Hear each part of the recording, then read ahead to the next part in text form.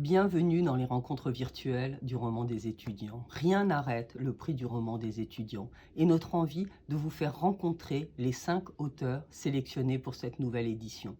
Une édition inhabituelle, cela ne vous aura pas échappé, qui nous amène à basculer les rencontres qui ont lieu habituellement en amphithéâtre, en bibliothèque universitaire et en librairie dans les espaces numériques. Pour la première fois dans l'histoire du roman des étudiants, nous avons pris l'initiative à France Culture d'enregistrer des rencontres virtuelles avec les 5 auteurs en lice. Ces rencontres sont préparées et animées par vous, étudiants et enseignants des universités de Lille, Montpellier, Aix-en-Provence, Rennes et Lyon, qui avez bien voulu vous prêter à l'exercice cette année. Ces 5 rencontres permettront à l'ensemble des jurés, environ 1500 personnes, étudiantes et étudiants, parfois éloignés géographiquement, de se faire un point de vue critique sur les 5 œuvres et leurs auteurs pour finalement voter le 10 décembre et élire leur lauréate ou leur lauréat. L'intégralité de ces rencontres sera disponible sur le site de France Culture, franceculture.fr et les réseaux sociaux en novembre. Je vous souhaite une bonne rencontre. Donc c'est une grande première pour nous à Lyon 3 que cette rencontre virtuelle, puisqu'à l'origine, nous devions recevoir à la Manufacture des Tabacs Marie-Hélène Lafont, un petit peu plus tard dans le mois. Mais à n'en pas douter, cette formule va convenir à tout le monde. Elle permet de rester au chaud chez soi et puis de discuter avec les écrivains.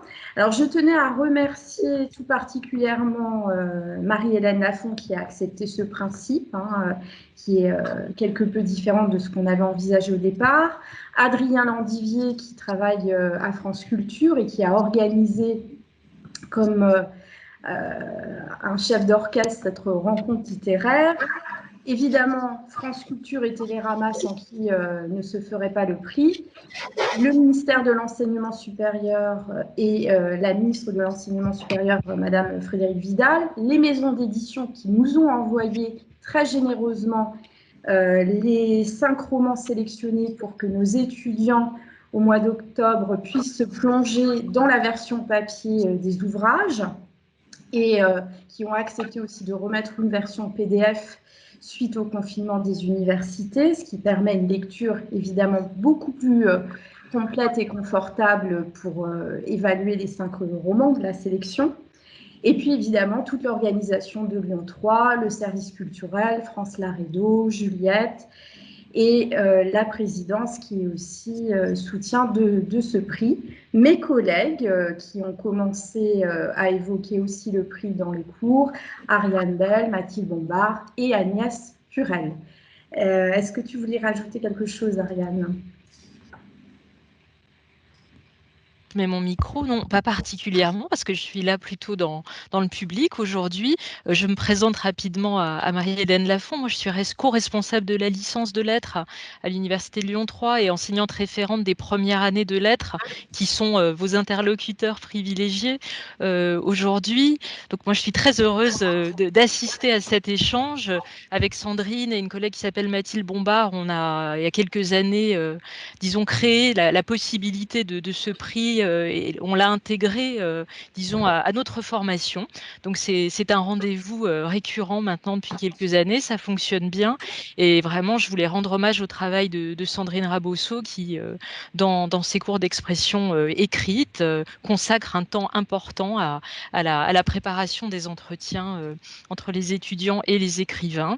Et puis, bravo aux étudiants d'avoir gardé vivace la flamme pendant cette période de confinement. Ça n'a rien de très évident et continuer à parler des livres ensemble, c'est aussi une manière de ne pas rester isolé. Voilà. Donc je suis très heureuse de vous entendre et vous qui avez fait des études de lettres, je le sais, vous êtes plutôt lettres classiques au départ, je crois, mais on n'a rien contre les lettres classiques. Hein, voilà. Vous êtes magnanime. Ouais. Merci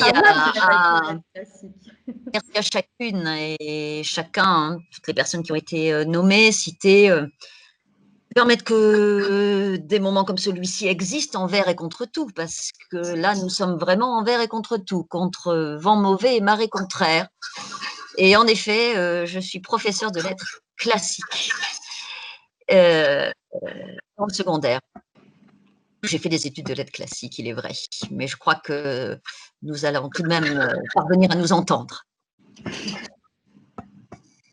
Alors, Marie-Hélène Lafont, si on vous pose la question de cette première participation au prix du roman des étudiants, parce que je sais que vous avez participé à d'autres prix littéraires, vous avez aussi reçu de nombreux prix, hein. Je vais présenter dans quelques minutes, si vous me permettez, votre parcours d'écrivain et d'enseignante, pour que nos internautes qui nous rejoignent prennent un petit peu connaissance de qui vous êtes. Qu'est-ce que ça représente pour vous, cette sélection au prix du roman des étudiants? On pourrait vous croire presque blasé de ces prix littéraires, mais cette jeunesse que vous avez rencontrée là virtuellement et qui vous lit, quelles sont vos impressions depuis un mois? Alors, je ne sais pas si on n'est jamais blasé des prix littéraires, hein, ça serait une autre question, mais qui n'est pas très intéressante.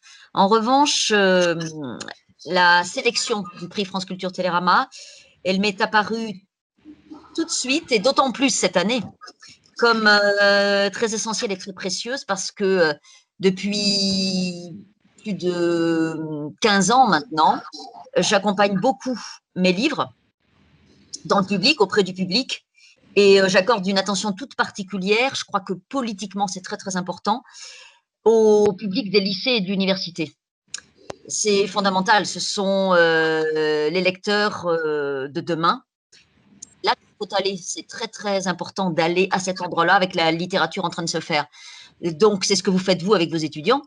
Et quand parmi nous qui écrivons et qui publions, à la faveur d'une invitation comme celle-ci, d'être en lien avec des étudiants dans diverses universités, c'est extrêmement précieux, c'est un véritable cadeau. Alors cette année, il se trouve que ça me paraît d'autant plus précieux que les vents sont contraires et qu'il nous faut avoir recours à ces artifices virtuels pour arriver à nouer nos paroles. Mais il me semble que nous faisons là quelque chose de très essentiel sur le plan politique et sur le plan poétique. Je ne sépare pas les deux. Voilà comment je vois les choses. Très bien. Alors, donc, je vais vous présenter à tous le parcours de Marie-Hélène Lafont, hein. Vous m'interrompez si je disais enfin, je formulais des erreurs, ou je dis des inepties. Alors, vous êtes née dans une famille de paysans, selon vos propres mots. Marie-Hélène Lafont, vous êtes originaire du Cantal. C'est une région qui n'est pas si loin de Lyon, hein, et que connaissent certains de nos étudiants qui viennent aussi de la région Auvergne, où vous avez donc vécu jusqu'à vos 18 ans. Vous avez été élève dans des institutions religieuses, d'ailleurs comme certains personnages de votre dernier roman, on aura l'occasion d'y revenir, et votre département d'origine, le Cantal, est le décor majoritairement de vos romans. Vous dites, quand j'écris, je rejoins mon vrai pays, c'est très intestin, très organique, comme malaxer la viande, hein, si je reprends vos propos.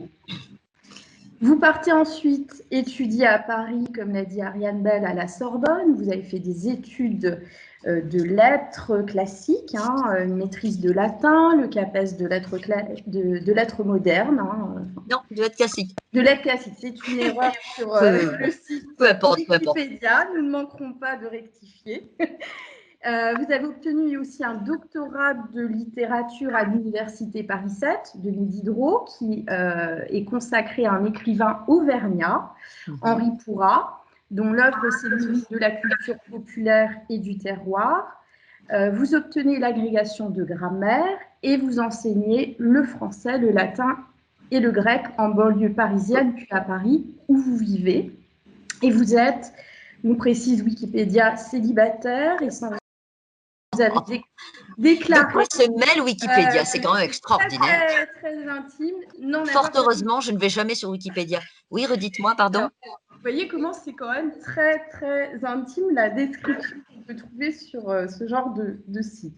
Alors, beaucoup plus intéressant. Votre carrière littéraire, vous avez commencé à écrire tard, à 34 ans, mais je dirais avec quelle reconnaissance dès les premiers écrits, hein, puisque vous obtenez dès votre premier roman, Le Soir du Chien, le prix Renaudot des lycéens. Donc, vous avez déjà participé à un prix avec de jeunes gens en 2001. C'est votre première publication, mais vous aviez écrit précédemment des nouvelles. Et puis, vous avez écrit une dizaine de romans depuis. Et le prix Goncourt de la nouvelle en 2016 vous a été aussi décerné pour Histoire. Donc, ma première question, ce soutien de Mathias Sénard, qui a reçu le prix Goncourt et qui lui aussi est enfant du terroir, est-ce que vous voyez dans ce soutien de certains écrivains, finalement, une filiation entre votre œuvre et peut-être une attention de plus en plus accrue pour justement ces romans du terroir depuis quelques années dans le champ littéraire? Alors, je suis très heureuse du soutien, pour reprendre le mot que vous venez d'employer, de Mathias Sénard et de ce livre. Je ne sais pas si vous m'entendez bien, parce que moi j'entends des… On vous entend très bien. Voilà. Bon, donc je suis très heureuse du soutien de Mathias Sénard au sujet de ce livre. En fait, cette question du terroir, je vais la contourner ou la traiter, ça dépend comment on entend la chose, en allant plutôt du côté du territoire. Parce qu'en fait, vous savez très bien comme moi que roman de terroir, auteur de terroir, dans le paysage contemporain français, c'est extrêmement connoté. Ça vous range dans une case et dans une niche éditoriale qui n'est, je crois, pas la mienne. Territoire, oui, terroir, non. En ce sens que territoire est plus ouvert. Je viens d'un lieu et je viens d'un milieu qui sont la matière même, en effet, en profondeur, de manière très intime, très intestine, très organique, très essentielle, de tous mes livres, de tout ce que j'ai écrit depuis le début.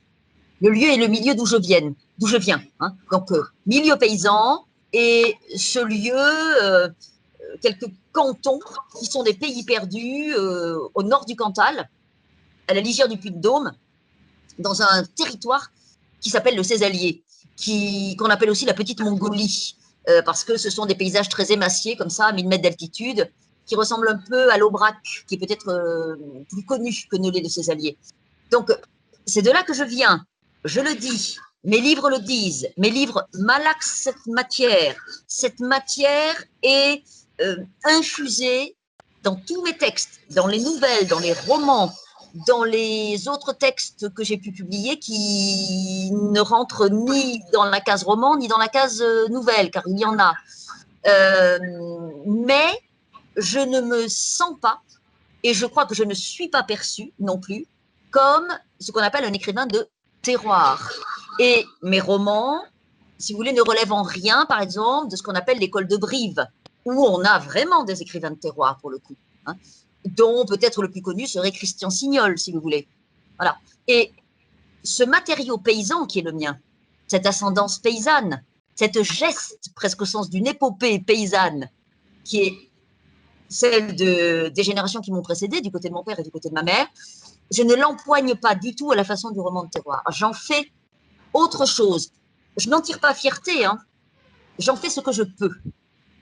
Et ce que je peux, c'est beaucoup plus âpre. C'est beaucoup plus âpre. C'est beaucoup plus rugueux. C'est beaucoup plus, comment dire, marqué par la mort, par l'exode rural, par la perte, par l'absence, que ça n'est le cas habituellement dans ce qu'on appelle le roman de terroir, me semble-t-il. Hein. Alors, et par ailleurs, vous avez tout à l'heure mentionné Henri Pourrat, et vous avez raison, j'ai fait une thèse sur Henri Pourrat. Henri Pourrat, qui lui, pire que roman de terroir, est considéré comme un romancier régionaliste. Alors ça, c'est pire que tout. C'est le péché majeur dans la littérature du XXe siècle. Alors, régionaliste, ça vous condamne définitivement. Et c'est vrai qu'Henri Pourrat est quelqu'un qui, toute sa vie, s'est cantonné au territoire auvergnat, voire même puy-daumois, puisqu'il vivait à Ambert, dans le Puy-de-Dôme. Il n'empêche que moi, si je me suis intéressée à Henri Pourrat, et vous l'avez souligné, c'est parce que c'est quelqu'un qui, à partir d'un matériau oral et populaire, a écrit des romans, c'est-à-dire est passé d'une forme orale et populaire à une forme écrite et savante. Et je me suis intéressée, dans ma thèse, au passage de l'oral et du populaire à l'écrit et au savant, ce qu'on appelle en tout cas les littératures savantes et officielles. Voilà, je me suis intéressée à ça. Et si je suis allée chercher du côté d'Henri Pourrat, c'est aussi et surtout parce que, je termine par là, Henri Pourrat est ce que j'appelle un aventurier de la langue. Au fond, le pays que j'habite, c'est ça. Plus encore que le Cantal ou Paris ou le Césalier, c'est la langue.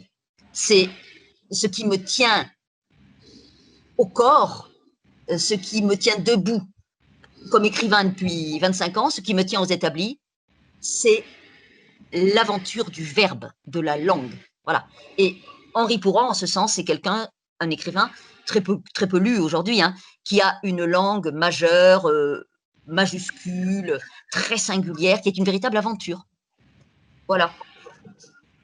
Je vous remercie pour ces précisions par rapport à ces étiquettes qu'on a beaucoup entendues sur vous au gré des émissions et que vous entreprenez ici ce soir un petit peu de gommer et d'expliquer. Je peux même donner une précision sans vouloir vous ennuyer. C'est que l'étiquette qu'on m'a très souvent collée, et qui ne me gêne pas du tout d'ailleurs, c'est l'étiquette paysanne, l'étiquette agricole. C'est mon rayon. Le rayon agricole et le rayon paysan. Pourquoi pas? Pourquoi pas? Tout dépend de ce que l'on en fait. Vous comprenez? De cette assignation. Voilà. C'est pour ça que toujours je renvoie tout acte d'écriture à la question de la langue. Voilà. Bon, je vous ai coupé la parole, pardonnez-moi. Non, mais il n'y a pas de souci. Alors, si à présent vous voulez bien, on va passer à la présentation de votre dernier livre. Alors, je suis un peu embêtée puisqu'il ne faut pas trop en dire pour garder vraiment le plaisir de la découverte du secret de famille. Enfin, il y en a même un autre par rapport aux circonstances de la mort d'Armand. Alors, je dirais que globalement, c'est un livre qui raconte la quête des origines, puisque André part à la recherche de son père biologique, qui ne l'a pas élevé, et il a une relation aussi singulière avec sa mère biologique, puisque elle va quelques étés se charger de son éducation, mais il a une relation très à distance avec ses deux parents, et c'est sa tante et son oncle qui en réalité vont l'élever et vont faire son éducation et tisser le vrai lien d'amour avec lui. Donc, j'espère ne pas avoir trop dit de choses sur le roman qui garde un suspense haletant, et on aura l'occasion de revenir avec les étudiants sur la construction narrative du livre qui est vraiment extrêmement intéressante à évoquer avec vous. Alors, je vais passer la parole à Nina, qui, à la fin de sa lecture, a une anecdote à vous raconter par rapport à Internet. Voilà, je vous passe la parole. Oui, bonjour. Surtout ne vous moquez pas, mais j'ai été tellement saisie par la réalité du livre que je n'ai pas pu m'empêcher de chercher sur Internet André Leoty. Et je n'ai pas trouvé. Dommage. Vous eussiez pu trouver, mademoiselle, parce que pour le coup, même si le fait d'avoir accolé ce prénom et ce nom est un effet de fiction, Leoty, pour le coup, est un nom de famille assez répandu. Et j'ai pris soin de donner à mon personnage un nom de famille suffisamment répandu pour que justement on ne puisse pas, si vous voulez, fondre sur le seul malheureux détenteur en France de ce patronyme-là, qui eût aussitôt été considéré comme étant éventuellement, vous voyez, l'un des modèles, entre guillemets, ou l'une des personnes ayant généré le personnage, puisque j'ai toujours dit au sujet de ce livre et de tous mes précédents livres, hein, qu'ils ne sont pas des livres d'invention. Je pars toujours du réel. Voilà. Hein. Mais il se trouve que je suis moi-même heureuse d'apprendre que ce patronyme répandu n'est pas accolé, en tout cas sur Internet, au prénom auquel je l'ai associé, moi, dans le roman. Voilà. Ça évite les effets de collision entre le réel et le roman. Et à mon avis, c'est mieux. Donc, c'est une bonne nouvelle que vous nous apportez là, mademoiselle. Je vous en prie. Mais du coup, quelle est justement la part de fiction que vous avez offert à votre livre, puisque c'est avant tout une histoire réelle? Alors, bien de vous. oui, alors, il en va de cette affaire-là dans ce livre, comme dans tous mes livres. C'est-à-dire que je pars toujours du réel, qui est inépuisable, foisonnant, incroyablement inventif, totalement pittoresque, puissamment romanesque, enfin, inépuisable, c'est pas moi qui le dis, c'est Claude Simon, hein, c'est inépuisable le réel. Voilà, donc je pars toujours du réel. Pour ce roman-là aussi. Sauf que je fictionne absolument tout. C'est-à-dire que le matériau que me fournit le réel, dans un premier temps, je le laisse très longuement reposer. Je laisse passer beaucoup de temps, parfois des années. Ça a été le cas pour ce livre-ci.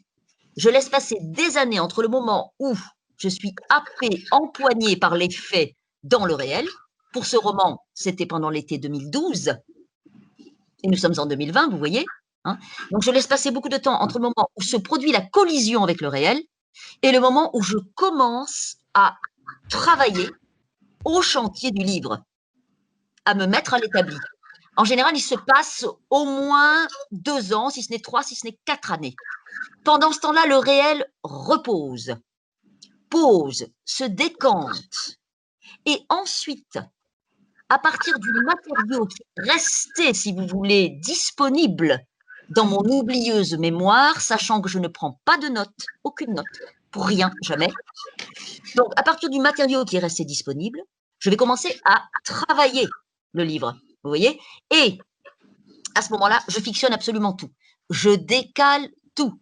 Chanterelle existe, Figeac existe évidemment, Aurillac existe aussi, la rue des Carmes existe aussi, mais l'adresse de la rue des Carmes, vous pouvez toujours la chercher, vous verrez à quoi elle correspond. C'est un clin d'œil. Voilà. Mais l'appartement en question ne se trouvait pas à cet endroit-là. La famille dont je raconte un des pans de l'histoire ne vient pas de Chanterelle.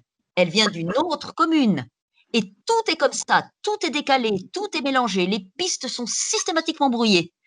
Et j'aime beaucoup quand mes lecteurs me disent qu'ils sont allés au 34 boulevard Arago.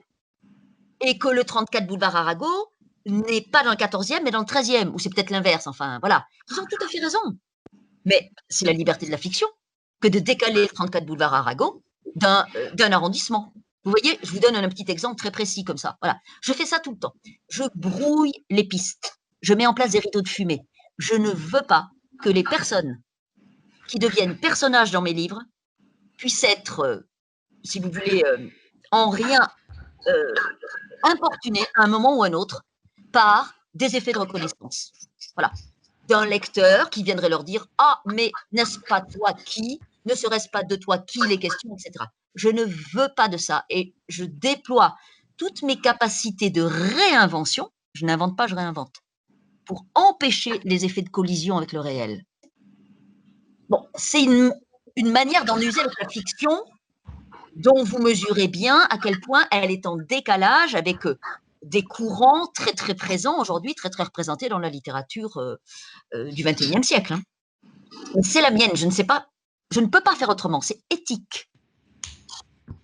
Je ne sais pas si j'ai répondu à votre question, mais enfin voilà. Je vous remercie. Et c'est tout à votre honneur de protéger ceux dont vous vous inspirez des histoires. Mais pour moi, c'est indispensable, je ne peux pas faire autrement. Je n'arrive même pas à concevoir, en ce qui me concerne, en tout cas, de ne pas le faire. Et j'ai appris à le faire. Hein. Quand j'ai commencé à publier, tout à fait au début, j'avais pourtant 39 ans quand j'ai publié mon premier livre. Hein. Je n'avais pris aucune mesure de ce que pouvait représenter dans la vie d'une personne devenue personnage cette collision avec le réel. Je n'en avais pas pris la mesure, je n'en avais aucune idée. Il y a eu quelques petits effets fâcheux, on va dire, quelques petits dégâts collatéraux liés à la parution de mon premier livre. Et je me suis dit, plus jamais ça. Je ne recommence pas. Il m'a fallu, allez, on va dire 3 ou 4 livres pour ajuster le tir, trouver la bonne distance.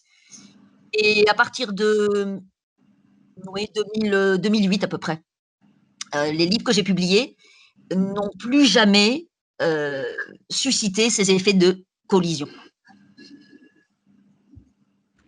Alors, pour autant, Marie-Hélène Lafont,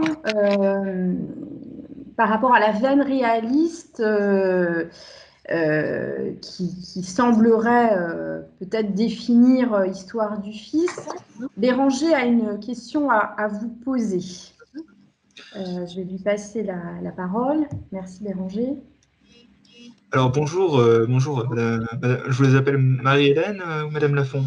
Vous pouvez m'appeler par mon prénom. Allons-y. D'accord.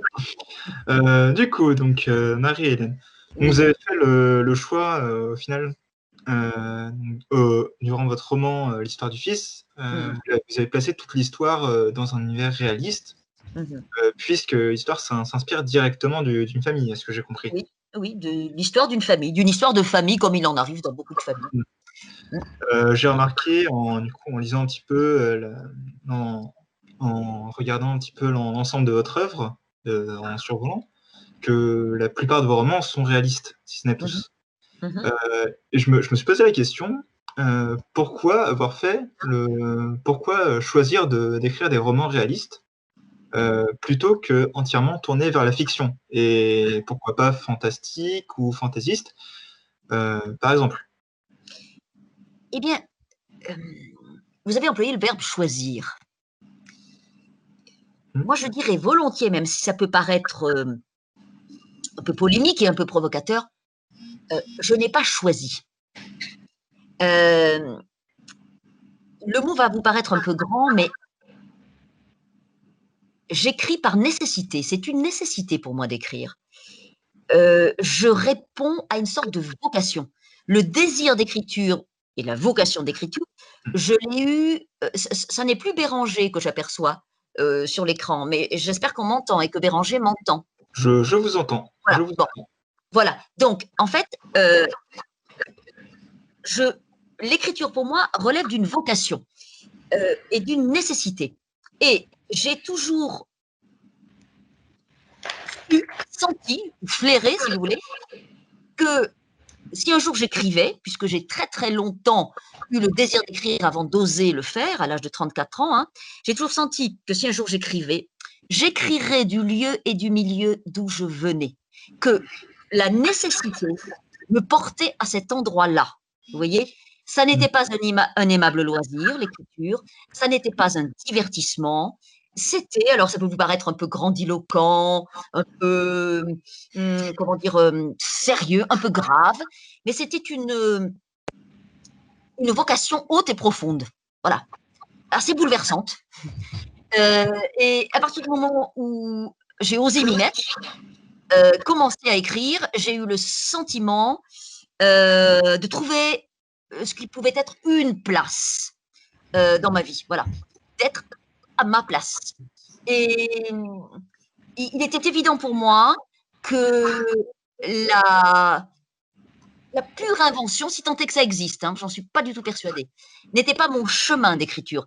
Mon chemin d'écriture, c'était l'inscription d'une trace, inscrire, écrire, c'est la même famille, hein, l'inscription d'une trace à tous les sens du terme, comme on parle d'une trace dans la neige qui va bientôt s'effacer, donc l'inscription d'une trace du monde dans lequel j'avais commencé d'être, et qui n'en finissait pas de finir quand j'avais votre âge, votre jeune âge, ou avant même, c'est-à-dire quand j'ai pris conscience que j'existais au monde, j'avais 8-10 ans, je grandissais dans une famille de paysans dans le nord du Cantal, et on disait autour de moi, on est les derniers Indiens, on est fini. Voilà, plus jamais personne ne vivra comme les générations qui nous avaient précédés avaient vécu et comme nous nous obstinions encore à vivre. Voilà. Alors, c'était peut-être faux, C'était en grande partie faux d'ailleurs, mais cette mutation qui frappait le monde agricole était tellement puissante, tellement énorme qu'elle ressemblait à une mort. Et je pense vraiment que mon assignation à résidence d'écriture, mon assignation à l'écriture, ma vocation d'écrivain, elle s'inscrit à cet endroit-là. Donc, pour moi, la question d'écrire d'autres choses ne s'est même pas posée. Ni de romans historiques en Basse-Égypte, ni de galopade dans les vastes plaines du Wyoming, ni de fantasy et de science-fiction. D'ailleurs, je n'en lis pas, je suis nulle et ignare dans ces domaines, autant que je dise les choses et que je ne fasse pas semblant. Je n'avais que cette nécessité-là. Vous allez me dire, ça fait au moins une certitude. En tout cas, un instinct très fort qui me portait à cet endroit-là de l'écriture. C'est infime, c'est quasiment rien, c'est un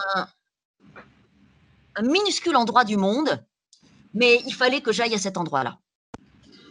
Donc, voilà ma réponse.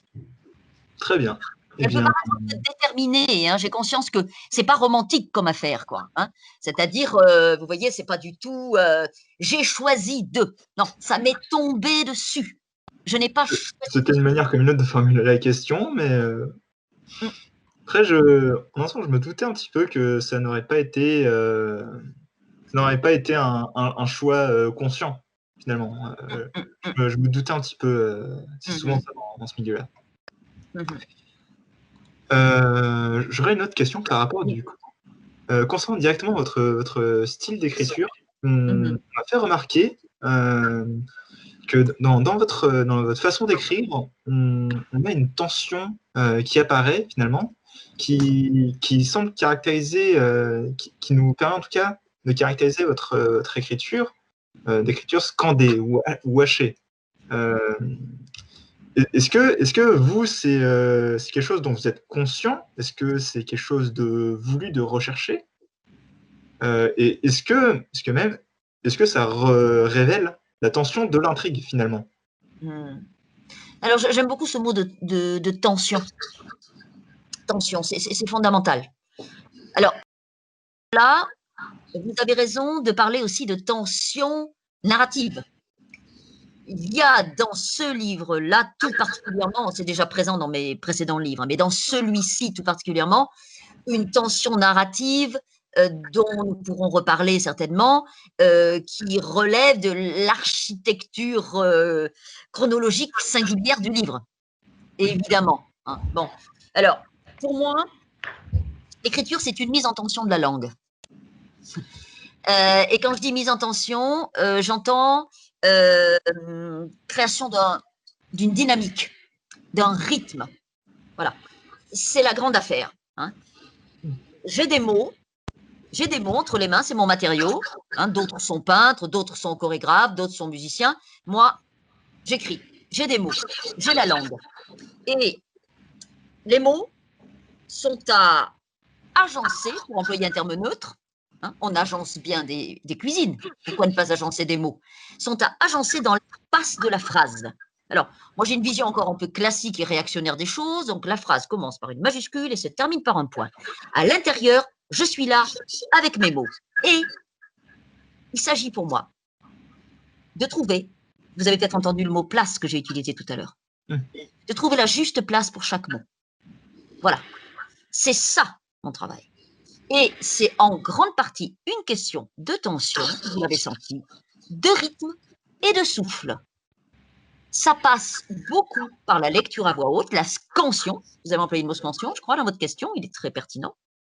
Ça passe beaucoup par la scansion de la phrase. Je travaille énormément la phrase à voix haute, inlassablement en la relisant. Chaque texte, chaque phrase, chaque partie de phrase même. Hein, une sorte de travail comme ça un peu lancinant, hein, qui remet en jeu le rythme de la phrase comme unité, et puis ensuite, de chaque coulée textuelle, on peut appeler ça chapitre si on veut, bien que le mot chapitre me paraisse beaucoup trop figé, je préfère parler de coulée textuelle, ça a quelque chose de beaucoup plus volcanique et organique qui me convient davantage, hein, et cette question de la scansion, du rythme, du phrasé, de la tension est fondamentale. Elle est à l'épicentre du séisme de la langue. Voilà. Et, encore une fois, de surcroît, dans Histoire du Fils, la question de la tension narrative parcourt absolument tout le livre, évidemment. Hein. Donc, c'est un livre tendu. Vous savez, je dis souvent que j'emploie souvent une métaphore qui va parler à ceux d'entre vous, mais je pense que c'est le cas pour tous. Hein. Vous avez tous déjà vu une clôture. Hein. Vous voyez deux piquets, un fil tendu entre deux clôtures, entre deux piquets. Ça fait une clôture. Hein. Alors, dans l'espace paysan, hein, c'est très présent pour, comment dire, délivrer des vaches. Bon, hein. Dans l'espace rural, je ne confonds pas les deux. Vous voyez la clôture. Eh bien, moi, je dis que la phrase, c'est comme un fil de fer barbelé, tendu entre deux piquets de clôture. Un piquet pour la majuscule, un piquet pour le point. Il faut que je donne la bonne tension au fil de fer barbelé. C'est ça mon travail. Si le fil de fer barbelé n'est pas assez tendu, la clôture ne tient pas, la phrase non plus. S'il l'est trop, la clôture ne tient pas, la phrase non plus. Voilà. Et vous entendez dans cette métaphore, évidemment, hein, l'atavisme paysan, hein, qui est toujours présent chez moi, hein, est constamment à l'œuvre, y compris dans ce qui m'habite depuis 26 ans maintenant, à savoir le travail d'écriture à l'établi, établi souvent parisien, hein, puisque je vis à Paris depuis 40 ans. Hein. Mais c'est une lame de fond, voilà, cette affaire de la phrase, de la tension et du travail de la langue. C'est le pays que j'habite, encore une fois, je l'ai dit tout à l'heure, mais je ne peux que le répéter. Alors, Marie-Hélène Lafon, vous parlez de la phrase, mais il y a aussi toute l'architecture du livre qui est sous tension et qui est vraiment savamment orchestrée, qui est un des plaisirs de la lecture hein, quand on parcourt Histoire du Fils. Comment avez-vous donc conçu l'enchaînement des épisodes familiaux? Aviez-vous au départ un plan extrêmement construit ou au contraire, c'est ce que nous nous sommes demandé, est-ce que vous avez d'abord écrit l'histoire de manière linéaire, un plan linéaire, et puis après vous êtes amusé comme un puzzle à jeter les pièces du puzzle et voir un petit peu les agencements de briques que vous pouviez faire? Est-ce que vous pouvez un peu nous dévoiler les secrets de l'agencement de ces tranches de vie de cette famille? Alors, ce serait du vice quand même, hein, de curieux à Lyon 3. Hein. Non, mais vous avez raison d'être curieux. Mais alors, je dis, ce serait du vice que d'avoir écrit chronologiquement et d'avoir mélangé les pièces ensuite. Alors ça me serait même pas venu à l'idée. Alors, ça c'est tout à fait… votre question m'amuse beaucoup. Alors, je vous explique comment ça s'est passé. Donc, il y a 12 tableaux. Je savais qu'il y en aurait 12 quand j'ai ouvert le chantier. Mais je vous ai dit tout à l'heure, je ne prends jamais de notes et je suis au regret d'ajouter que je ne fais jamais de plan. Je n'ai pas de plan. J'y vais au flair et à l'instinct. Je dis volontiers que je flaire une piste. Je suis, au sens du verbe suivre, une piste narrative qui se faufile dans le maquis du réel. Parce que le réel, même décanté en vertu du processus que je vous ai décrit tout à l'heure, continue à être terriblement touffu. Donc, au bout d'un certain nombre d'années de décantation, l'histoire, je la rencontre en 2012. Je la vis, j'en suis le témoin de cette Histoire du Fils en 2012, pendant l'été 2012. Voyez. Donc, au bout de plusieurs années, j'ouvre le chantier d'écriture. Après 2 tentatives infructueuses, parce que c'était trop tôt.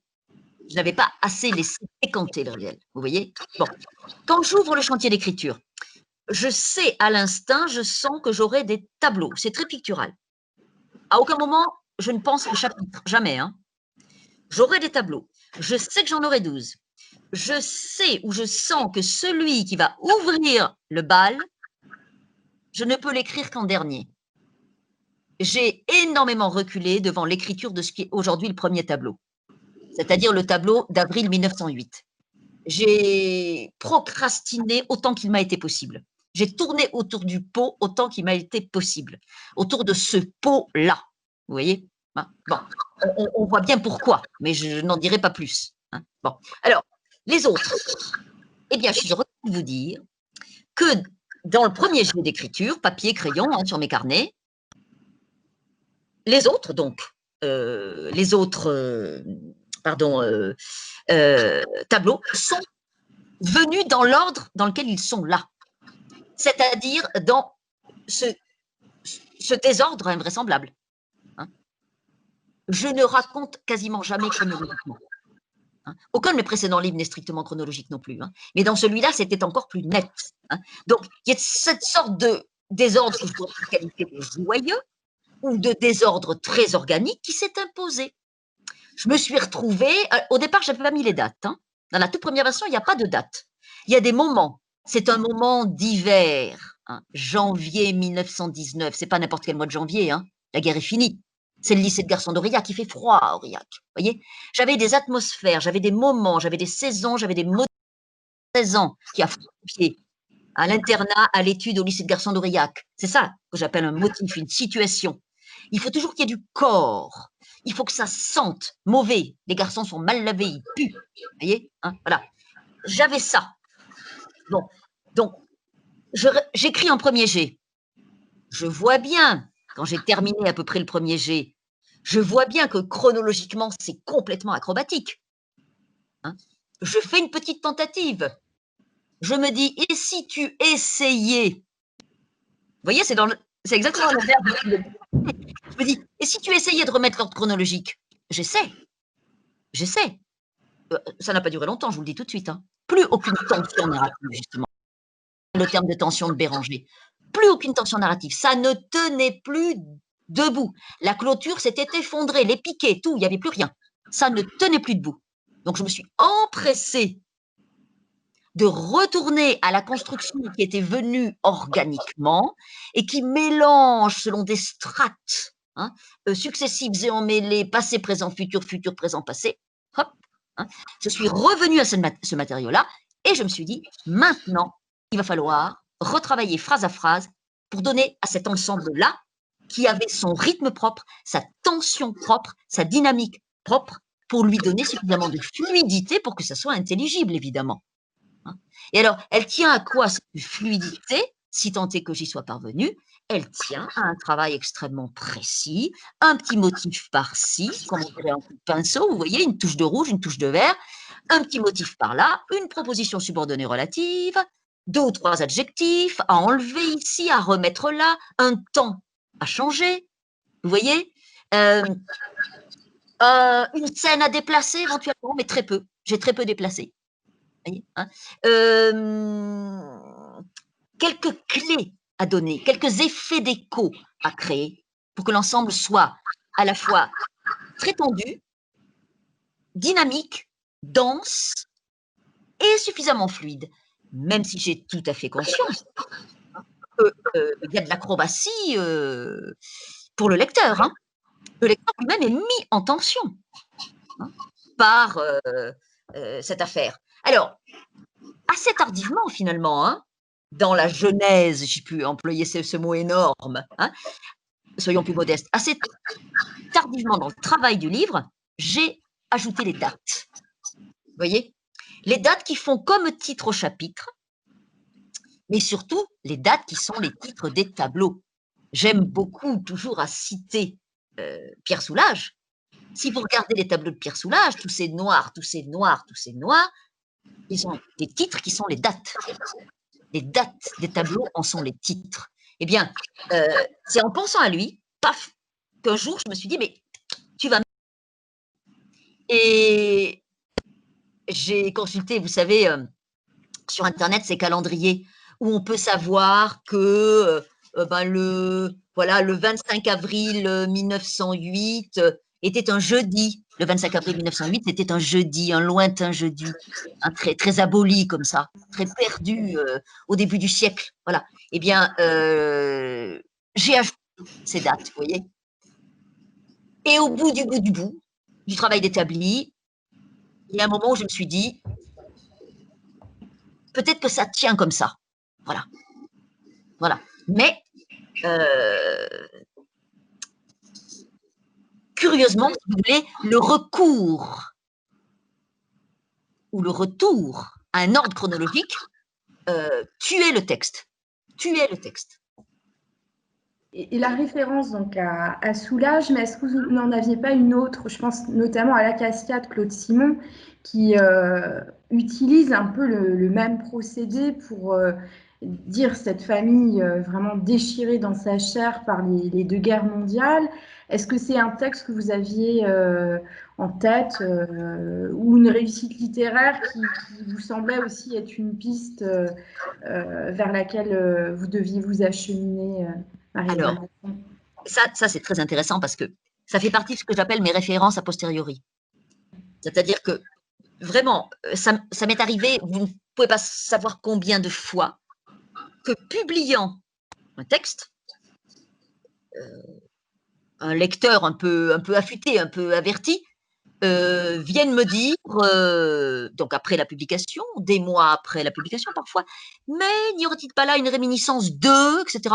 Et moi, de reconnaître que c'était tout à fait probable, mais de devoir dire aussi, confesser, avouer que je n'y avais pas pensé. Je tiens l'Acacia et le Tramway pour des livres immenses. Je tiens Claude Simon pour un écrivain majeur. Je le rumine depuis des années. J'ai écrit sur Claude Simon il y a un texte qui lui est consacré dans Chantier, qui est un livre sur l'écriture que j'ai publié en 2015. Enfin, vous voyez, donc j'ai un compagnonnage avec Claude Simon, mais ça ne m'est même pas venu à l'esprit, alors que vous avez bien évidemment raison. Et de toute façon, dès que l'on se mêle de touiller les épaisseurs de temps, c'est comme ça que Claude Simon qualifie la manière qu'il en a d'en user avec le temps. Dès que l'on se mêle de faire ça, de mélanger comme dans une casserole des épaisseurs de temps, comme on tourne une sauce, évidemment que la référence à Claude Simon s'impose. Voilà. Mais moi, je n'y avais pas pensé.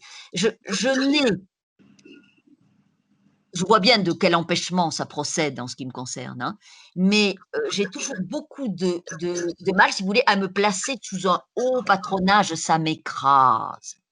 Donc, je pratique une sorte d'obscurantisme, voilà, quand je suis au chantier. Alors, vous voyez, par exemple, je peux vous donner une référence que j'ai eue de manière très très consciente en écrivant ce livre. Quand il est question, je crois que c'est vers les pages,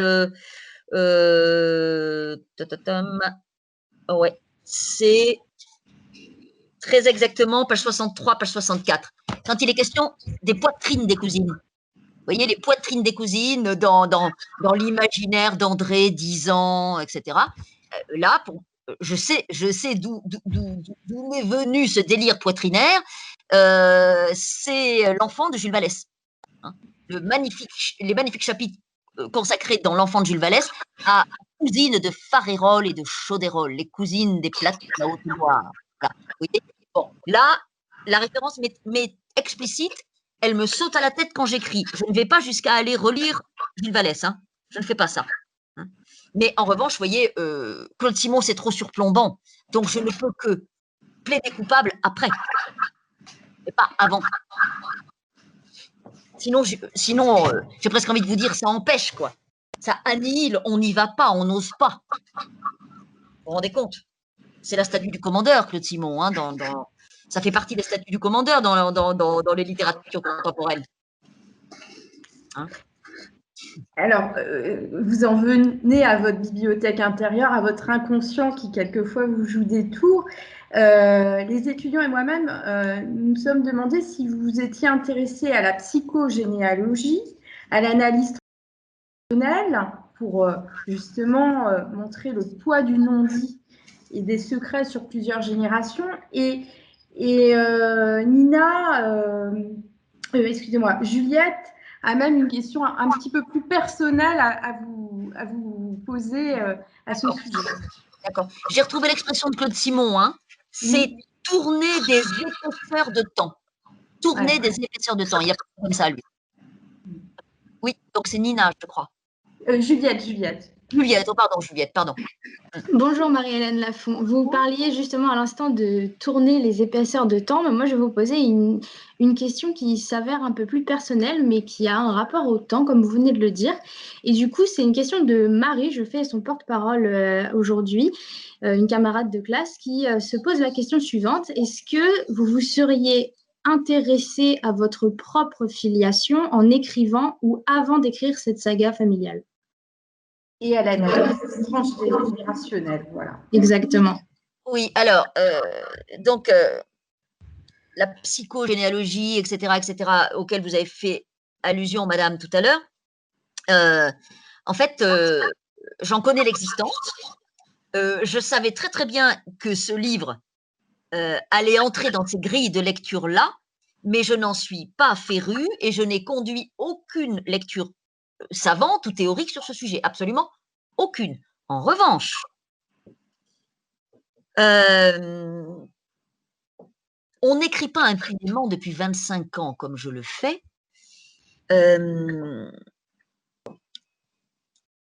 Sur la matière qui est la mienne. C'est-à-dire un matériau, je l'ai dit tout à l'heure,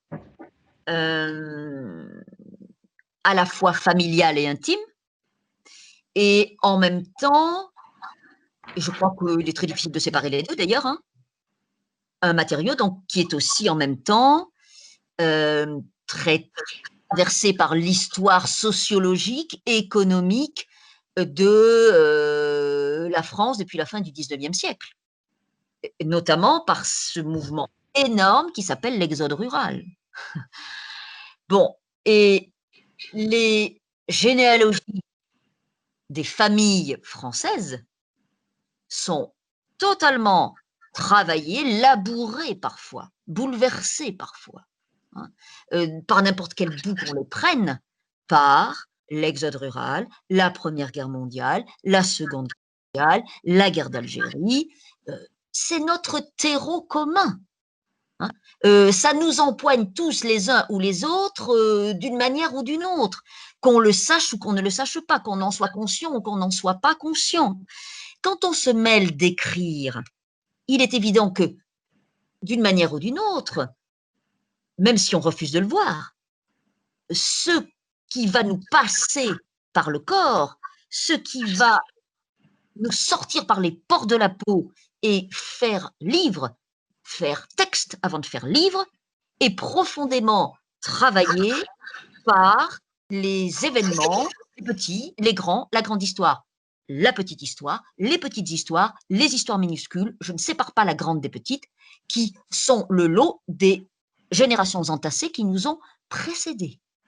Quand j'écris, je suis aussi la greffière des minces et dérisoires séismes qui ont traversé les vies des générations paysannes qui m'ont précédé du côté du père et du côté de la mère depuis, j'avais presque envie de vous dire, la nuit des temps, puisque dans le cas de ma famille, il y a une petite particularité sociologique qu'il importe de dire, en écho à ce que je viens de déployer autour de cette notion d'exode rural, à savoir que l'exode rural, justement, n'a jamais traversé ma famille, ni à bâbord, ni à tribord.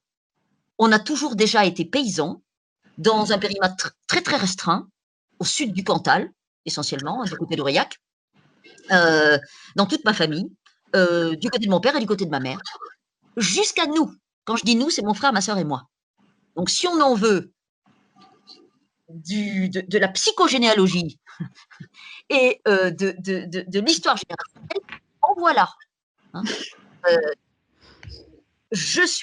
Nous sommes, mon frère, ma sœur et moi, la première génération, ma sœur et moi, à avoir fait autre chose que le métier de paysan, et mon frère à avoir cessé d'être paysan, puisqu'il a cessé d'être paysan il y a 2 ans. Voilà. Donc c'est très cuisant cette affaire-là, vous voyez. Et je suis traversée par ça quand j'écris. C'est comme un long et sourd séisme. Ça m'habite, ça me traverse, ça me travaille. Et en juger par l'écho, au sens sismique du terme, que me renvoie de mes livres, de celui-ci et des précédents, nombre de lecteurs, je suis assez autorisée à penser que je ne suis pas la seule à être travaillée de cette manière-là, au corps, par des silences, par des secrets, par des manques, par des abandons, par des pertes, qui sont le mince et dérisoire lot de la plupart des histoires de famille. Toutes les familles sont des nids à histoire, vous voyez, des taillis d'histoire, voilà, des forêts d'histoire, toutes les familles. Et la mienne ne fait pas exception. La famille amie qui n'est pas la mienne, dont je raconte ici un pan de l'histoire, ne fait pas exception non plus. Mais pour boucler la boucle, j'ai tout à fait conscience, mademoiselle, que si cette histoire dont j'ai été le témoin en 2012 m'a empoigné à ce point-là, c'est parce que c'est une histoire de filiation. Et que, évidemment, elle mettait complètement en jeu mon propre rapport à la filiation et à la transmission. Rapport à la filiation et à la transmission qui est transversal dans tous mes livres, absolument tous mes livres. Et la question de la filiation, c'est souvent la question de la place. Voilà. Quelle place on a? Quelle place nous est assignée? Quelle place on s'invente? Et c'est une question cruciale, ouverte, sanglante, pantelante, sanguinolente, lancinante et définitivement cruciale, au sens étymologique du terme, qui se situe au centre de la croix, dans tous mes livres, y compris dans celui-ci. Alors, avec les étudiants de lettres modernes, on a choisi un passage qui nous a vraiment particulièrement émus et qui parle de la filiation et de l'histoire familiale qu'on connaît à travers les récits de nos proches, mais aussi qu'on peut voir aussi quand on se promène dans un cimetière. Et Juliette, si elle a la gentillesse de lire justement ce passage qui a marqué beaucoup d'étudiants, Marie-Hélène Lafont, qui ont lu votre livre. Avec plaisir, madame. C'est situé page 137-138, pour ceux qui veulent lire avec Juliette le passage. La voix d'Hélène montait. Elle lisait les prénoms, les noms, les dates. André et Juliette avaient déjà tout embrassé du regard. Paul Lachalme n'avait que 81 ans. Il pouvait n'être pas mort, et s'il l'était, n'avoir pas été enterré à Chanterelle. Hélène calculait à voix haute. André ne disait rien. Georges Lachalme, 1905-1983. Un frère probablement. Et le plus récemment enfourné dans le caveau. Hélène détestait les caveaux. Leur bouche noire béante, leur orgueil vertical et ce qu'elle y supposait de suintement gras, d'écoulement têtu et stagnant. Lucie Lachalme, née Santoire, 1883-1960. La mère des garçons sans doute, et Marguerite Santoire, 1886-1963. Une sœur de la mère demeurée célibataire et rattachée à la maison Lachalme, les deux sœurs Santoire avalées par le même caveau Lachalme à Chanterelle. Hélène lit aussi le nom du père, Guillaume Lachalme, 1865-1935. Armand Lachalme, 2 août 1903, 28 avril 1908. Un frère, et forcément un jumeau. Un troisième garçon et une dynastie écornée. Pour l'enfant, les dates sont précisées. Elles disent la joie d'un été du début du siècle, 2 fils premiers-nés, un homme de 38 ans soucieux de perpétuer la lignée, une jeune femme de 20 ans et sa sœur de 17 ans affairées autour des nourrissons. Juliette imagine aussi le gouffre du printemps 1908, le foudroiement. Elle pense à une maladie infantile qui aurait emporté le moins vigoureux des jumeaux. Toutes les familles abritent dans leurs replis les plus intimes ces petits morts qui étaient le lot des temps. Une sorte de tribu de chair fraîche et tendre, payée au dieu lard des descendances pléthoriques. C'est la fin du passage qui, personnellement, m'émeut beaucoup. C'est pour ça que ça me tenait à cœur de le lire. Merci pour cette belle lecture. Merci. Alors, par rapport à la reconstitution de la vie du début du XXe siècle, Marie-Hélène Lafont, une des questions aussi que nous nous posons, c'est pour rendre vraiment ces scènes extrêmement réalistes au point de vue des gestes du quotidien, des atmosphères, quelles recherches avez-vous faites? Aucune, en fait. Je ne fais jamais de recherche. Jamais. Je me demande même, vous voyez, c'est une question que je me pose, et que votre question d'ailleurs ravit. Je me demande même si je serais capable d'écrire à partir d'un matériau qui serait le fruit d'une recherche. Je n'en suis pas certaine, vous voyez. Et je ne fais la méthode de Zola. Non. D'ailleurs, il faut bien le dire. C'est amusant que vous fassiez référence à Zola parce que j'ai été poursuivie, j'ai presque envie de dire pourchassée par Zola pendant toute ma scolarité secondaire. Vous voyez, on m'a fait lire Zola, j'ai lu Zola avec beaucoup d'applications, j'ai eu Zola à l'oral du français du bac en de très très lointaines années, ça devait être en 1979, vous vous rendez compte? Zola à l'agrégation, la curée, hein, en 1987, poursuivi par Zola. Je n'aime pas Zola. Voilà. Et peut-être parce que justement, il y a quelque chose dans le, si vous voulez, le matériau qui préexiste à l'écriture chez lui, que je trouve trop présent. Enfin, il y a quelque chose qui me gêne. Voilà. Je n'ai jamais trouvé ma place dans la lecture de Zola. Les carnets de Zola, ses carnets de travail, oui. Mais le texte fini, non. Enfin, je ne devrais pas dire ça à des étudiants. Il faut que les étudiants lisent Zola. Mais moi, j'ai une allergie assez solide. Bon, je ferme cette parenthèse parce que j'ai bien conscience que c'est très sommaire hein, comme point de vue. Donc, jamais de recherche. Jamais de documentation. C'est pourtant aussi la technique dont a usé Flaubert, qui a plus vos faveurs. Oui, mais vous comprenez que Flaubert, de son matériau, il en fait tout à fait autre chose. Parce que la manière dont il va brasser la langue transcende complètement le matériau de recherche. Voilà, issu de la recherche. Voilà, je dirais ça comme ça. Hein, voilà, pour être un peu sommaire.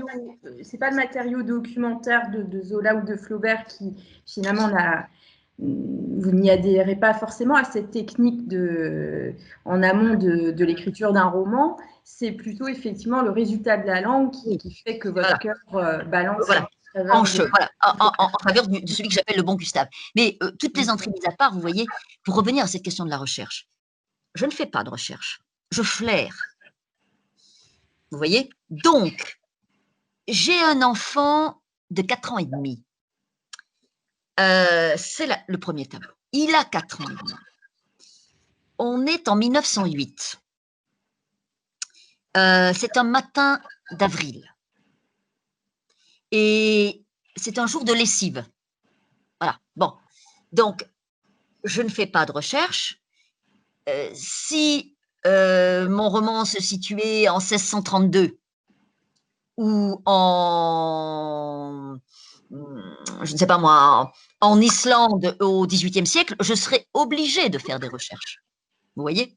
Mais pour un matin de printemps 1908, dans une maison qui est aussi un hôtel, où on a du personnel, du monde, dans un gros bourg du Nord Cantal, je peux y aller au flair. Je peux y aller à tâtons. Ça peut éventuellement sonner juste. Il faut juste que, et Claude Simon fait ça infiniment mieux que moi, il faut juste que je m'enfonce dans l'épaisseur des choses. Vous voyez? Des sons, des odeurs, de la lumière d'un matin d'avril sur le plancher d'un couloir. Vous voyez? De ce que ça peut être dans l'esprit d'un enfant que de penser aux fraises. Il va manger les premières fraises. On va lui apporter les premières fraises. Voilà. Les premières fraises de 1908 sont les premières fraises de 2008 et de 2018. Il y a de l'intemporel là-dedans. Vous comprenez? Donc, je travaille sur toutes ces notions-là.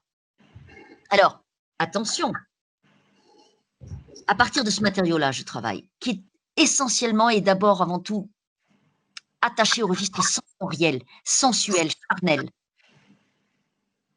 A posteriori, je me méfie, je vérifie certaines choses.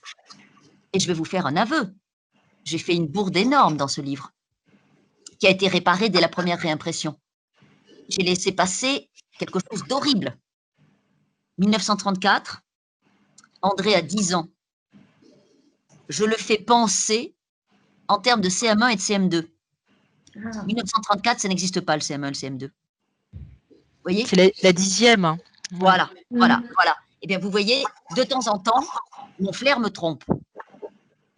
Et c'est seulement, et là, je vous assure que j'ai passé un très mauvais moment, hein, au mois de septembre, là, complètement par hasard, un jour, je cherche un extrait à lire dans le roman.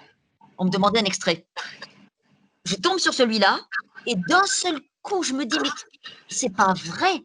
Tu as écrit CM1, CM2 en 1934. C'est horrible, c'est un anachronisme. Vous voyez? Que des recherches m'eussent empêché de commettre. Et que cependant, j'ai commis.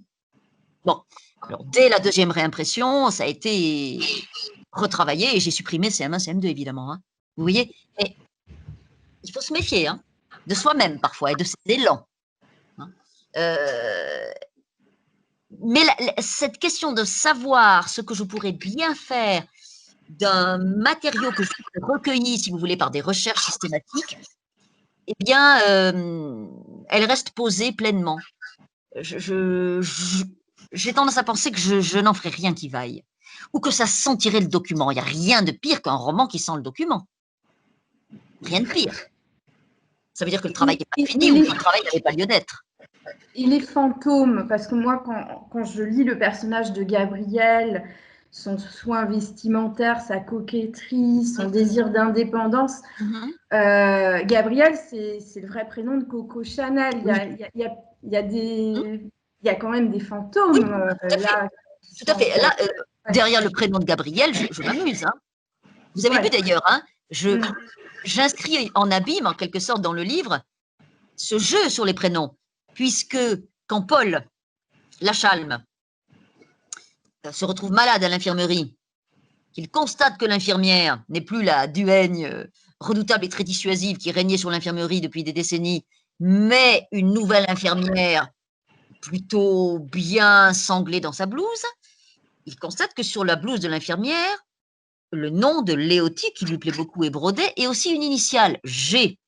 Et je me plais à dérouler la litanie des prénoms en G, hein, qui rendent Paul Lachalme un peu perplexe, hein, parce que ce G lui plaît beaucoup, mais enfin tout de même, il redoute hein, Georgette, Gisèle, Gertrude, Gilberte, Ginette. Je prends grand soin de ne pas introduire là Gabriel. Gabriel qui sera véritablement le prénom auquel je pensais. Parce que Coco Chanel, Gabriel Chanel, parce que Gabriel Russier, bien sûr, hein, parce que l'ange Gabriel, l'archange, celui de l'Annonciation, bien sûr. Hein, je m'amuse avec ces Gabriel, je caracole avec ces Gabriel. Voilà. Et puis Gabriel est un prénom qui, si on ne le voit pas écrit, est un prénom épicène. Et ça, c'est fondamental, parce que notre Gabriel, là, c'est un cheval échappé, c'est-à-dire c'est une femme qui veut faire l'homme en 1920. Alors elle est totalement anachronique. D'ailleurs, elle se sent née trop tôt. Elle se sent née trop tôt. Hein. Et ça fait partie des dissonances de la vie de cette femme. Alors, on avait demandé par l'intermédiaire d'Adrien Landivier que vous choisissiez le passage de votre choix et que vous nous expliquiez le plaisir et éventuellement les difficultés que vous aviez eues à écrire le passage que vous voulez éventuellement nous lire. Donc, je vois que Adrien a fait le messager. Voilà. Donc, je vous lis un passage dans un premier temps et ensuite je dirai deux, trois choses. Nous sommes le vendredi 17 août 1934. Depuis quelques jours, sans savoir pourquoi, Adrien, mon Dieu, ça c'est Adrien Landivier. André, depuis quelques jours, sans savoir pourquoi, André se demande si ce père aurait voulu le connaître, lui, André, s'il voudrait le connaître. Il a un père inconnu et il serait donc lui aussi un fils inconnu. Il hésite, il cherche, les mots glissent. On revient de la gare à pied, c'est tout près, il traîne un peu derrière les cousines. Hélène et Léon sont loin devant eux. Le Pépé et la Mémé ne viennent jamais à la gare. Gabriel va leur dire au revoir chez eux et il lui répète toujours de faire attention là-haut, à Paris. André ne sait pas à quoi sa mère, qui a l'air si solide, si rapide, si efficace, doit faire attention. Les enfants font attention, les vieux aussi, qui deviennent fragiles et lents. Mais les adultes n'ont rien à craindre, surtout sa mère. Il cherche à comprendre. Les cousines marchent devant lui et il entend leurs voix mêlées.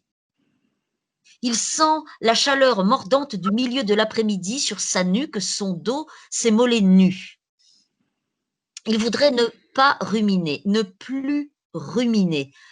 Encore un mot de Léon pour les pensées qui ne vous lâchent pas, creusent un trou dans le ventre et serrent la poitrine. Il rumine et, pour la première fois, se demande si ce père inconnu sait qu'il existe, lui, André Léoty, 10 ans. Il se plante là, à 2 pas du portail de la cour, sous le platane. La question le saisit. Il sent, avec ses jambes, ses bras, son ventre, qu'elle est trop grande pour lui. Il se débat. Il pense à la grammaire que le maître d'école leur apprend. Il aime l'école, le maître, la grammaire et les autres matières. Il est d'accord pour tout. Il aurait voulu suivre aussi le catéchisme avec les enfants de son âge, mais sa mère n'y tenait pas. Elle a dit « il est baptisé et ça suffit ». Hélène et Léon n'ont pas insisté, et il croit comprendre que la dame du catéchisme et le curé, qu'il connaît comme tout le monde à Figeac, ne doivent pas être très à l'aise avec les fils de pères inconnus. Inconnu est un adjectif qualificatif, il en est certain. Il peut compter là-dessus, sur la grammaire. À père inconnu, fils inconnu. Ce père et lui auraient en commun un adjectif de 3 syllabes, dont la première est un préfixe de sens négatif, et les 2 suivantes un participe passé. Planté devant le portail, dans le gros soleil, mordu de soleil, il est sûr de son affaire grammaticale. Donc, un adjectif en commun. Mais lui, André, 10 ans, a un avantage sur ce père. Lui, André, 10 ans, sait que ce père existe forcément ou a existé avant sa naissance. Tandis que ce père ne sait peut-être pas qu'il a ce fils, un fils, André Léoty, 10 ans. Léoty est le nom de sa mère et le nom de jeune fille d'Hélène. Il aime ces mots. Le nom de jeune fille. Sa mère a dû être une jeune fille aussi. Il devine plus ou moins que les femmes sont des jeunes filles avant la naissance des enfants. Mais les femmes qui sont de vieilles mères, sans mari comme la sienne, ne restent quand même pas des jeunes filles plus longtemps que les autres. On dit jeune fille et enfant de vieux. Ses cousines sont des jeunes filles et lui un enfant de vieux. Il ne voit pas sa mère jeune fille, comme le sont les cousines. Hélène, oui, mais pas sa mère. Il faudrait demander à Hélène, mais il ne le fait pas. Il n'ose pas le faire. Alors bon, c'était difficile de choisir un passage. Si j'ai choisi celui-ci, peut-être un peu long, c'est parce qu'il s'y croise là, se croise là, mains, motifs et obsessions. D'abord, l'obsession grammaticale. Elle est assez lancinante dans mes livres, plus ou moins explicite, et là, elle est infiniment explicite.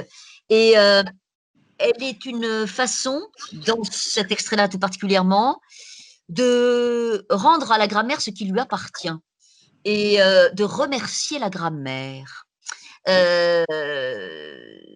qui met des repères dans le chaos du monde, qui donne forme au monde.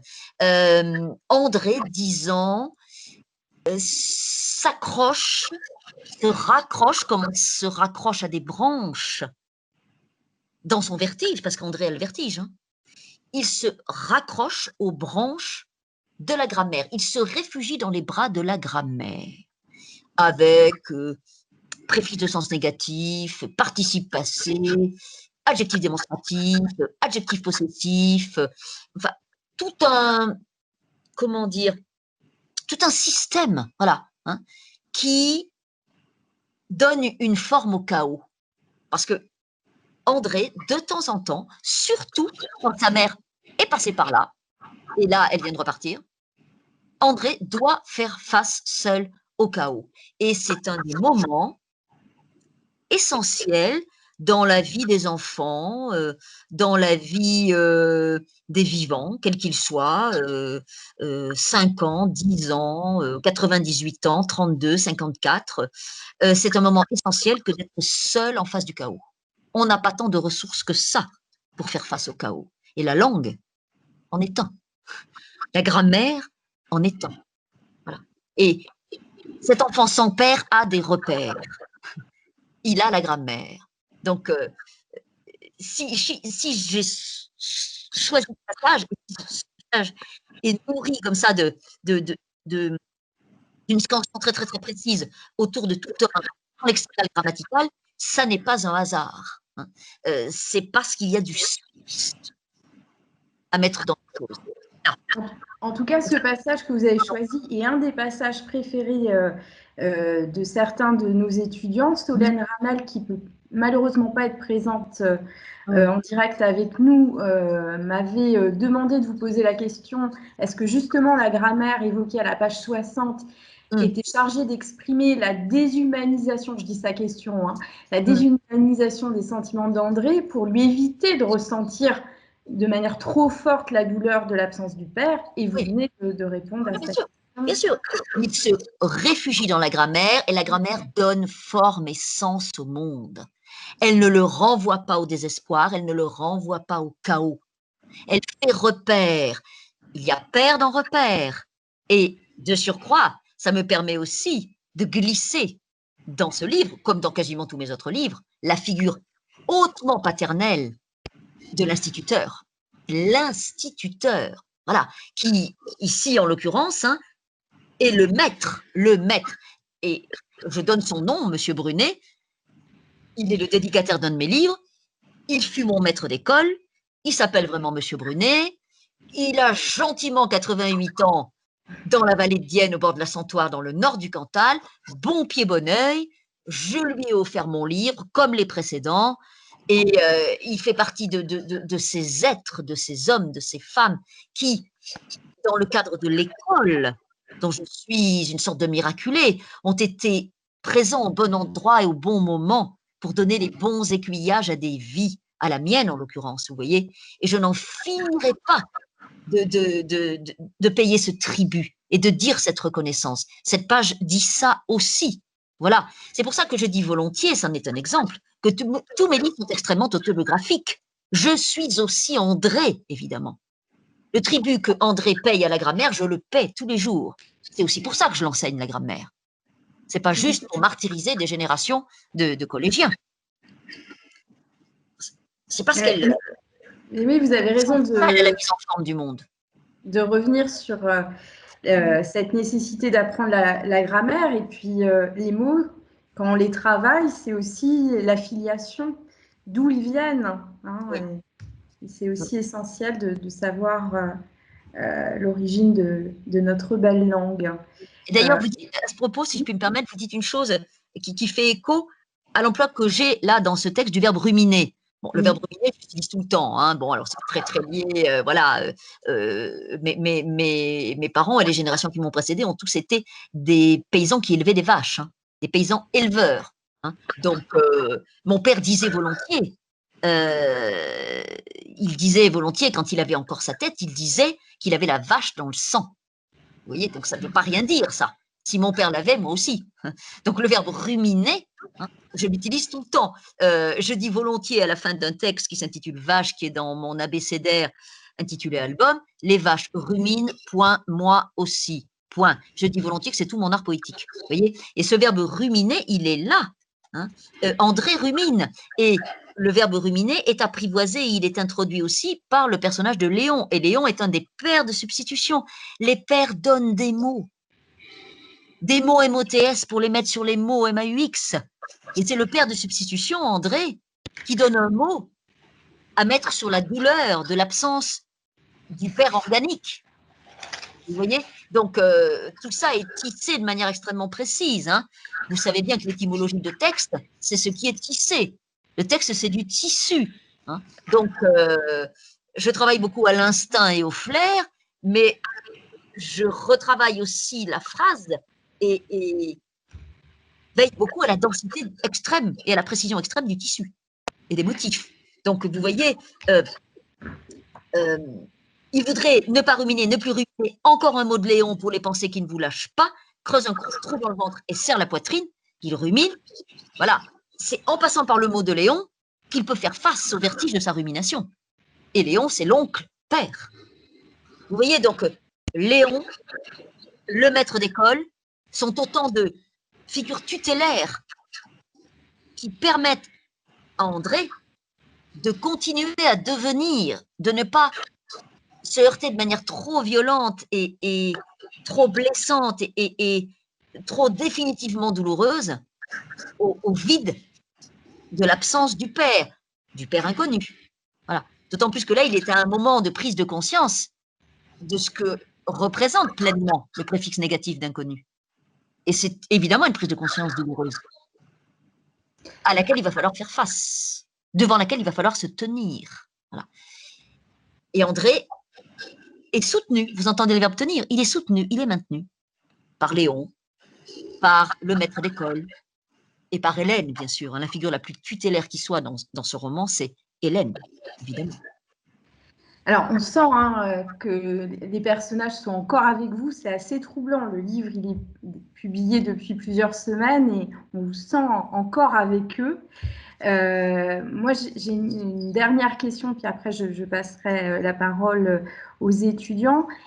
Qu'est-ce que vous a appris ce livre sur vous-même en tant que femme, écrivain? Enfin, souvent, voilà, ce sont des tranches de vie quand on écrit un livre. Et ce livre-là, qu'est-ce qui vous a apporté de plus par rapport à d'autres? Vous savez, Henri Pourrat, dont il était question tout à l'heure, cet auteur sur lequel j'ai fait une thèse de doctorat, avait, comme beaucoup d'écrivains de son époque, une correspondance avec Jean Paulhan. Et Jean Paulhan, dans une lettre, lui demandait « Est-ce que tes livres te font du bien ?» Au fond, c'est exactement la question que vous posez. C'est une question très essentielle. Est-ce que tes livres te font du bien? Voilà. Et je crois que je n'ai jamais écrit de livre qui ne m'ait pas fait, si ce n'est du bien, en tout cas, qui ne m'ait pas élargi l'existence. Voilà. Élargi l'existence. Comme on élargit un sentier trop étroit pour peut-être lui permettre de mieux respirer et de s'enfoncer plus avant dans le maquis des choses et du monde. Voilà, donc ce livre-là, comme tous mes précédents livres, il m'a élargi la vie. Et sur la question très précise et très définitivement pour moi complexe et vertigineuse de la filiation, de la transmission, notamment la filiation, la transmission entre les fils et les pères.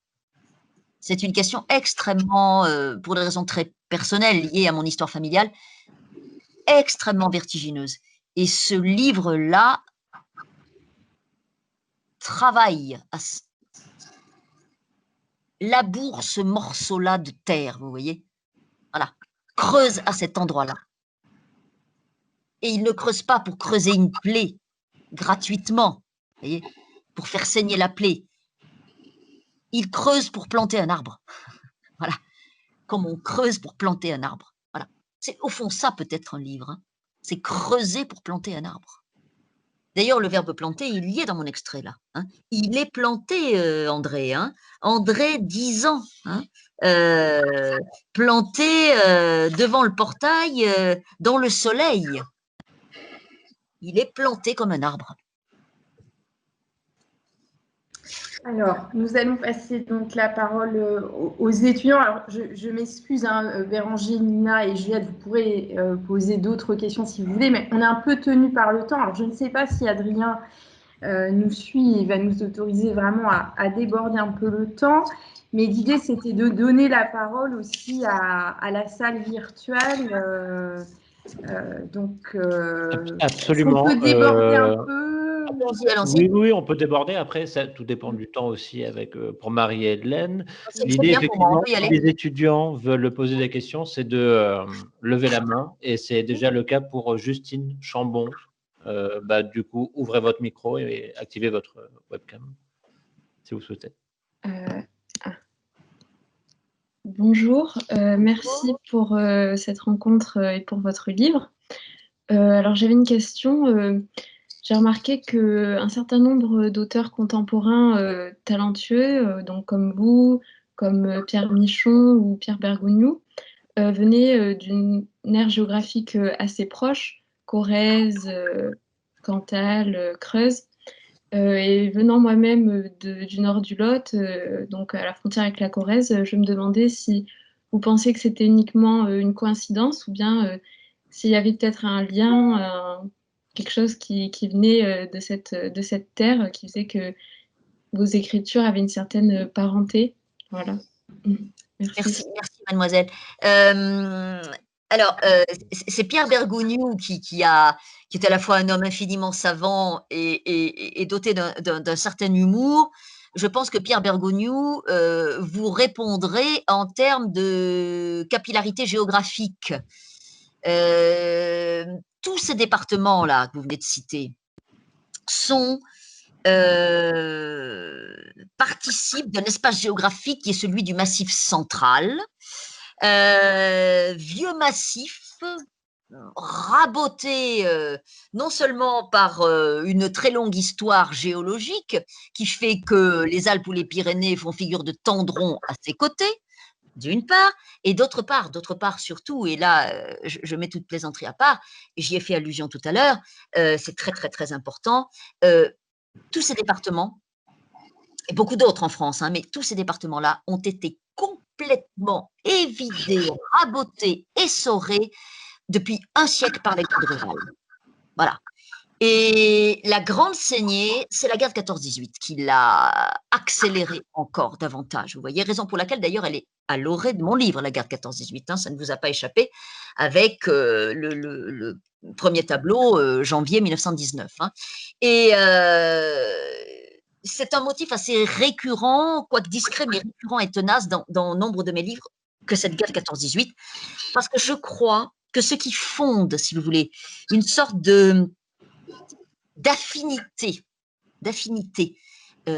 essentielle, j'ai presque envie de dire ontologique, entre, je donnerai une précision ultérieurement, hein, entre des écritures comme celle de Pierre Michon, celle de Pierre Bergogneau ou celle de Richard Millet, hein, ce qui fonde cette affinité, c'est que ces pays-là ont été vidés de leur force vive par l'exode. Voilà. Et que la lente agonie de la paysannerie n'en finit pas de finir.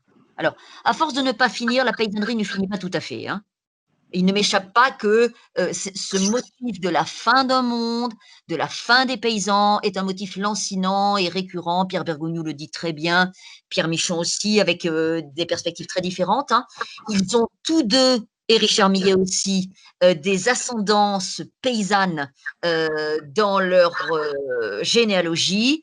Ça n'est pas un hasard si c'est Pierre Michon, excusez-moi, que c'est chez Pierre Michon, que ses ascendants sont les plus proches. Hein. Pierre Michon n'a qu'une génération intermédiaire entre les origines paysannes et lui. Pierre Bergogneau et Richard Millet en ont plusieurs. Personnellement, j'en ai pas de génération intermédiaire. Je vous l'ai dit tout à l'heure. Hein. Et je crois que ça fonde une singularité pour le coup, hein, dans l'écriture qui est la mienne, en écho à celle de ces trois écrivains, je tiens à les citer tous les trois, qui pour moi ont été fondateurs, vous le savez peut-être. Hein. Ça n'est pas un hasard si c'est parce que j'avais lu ces écrivains-là, dans l'année qui a précédé l'automne 1996, ce n'est pas un hasard si c'est parce que je les avais lus tous les trois que je me suis mise à écrire. C'est parce que j'ai compris qu'ils venaient du lieu et du milieu d'où je venais et qu'ils en faisaient un matériau d'écriture.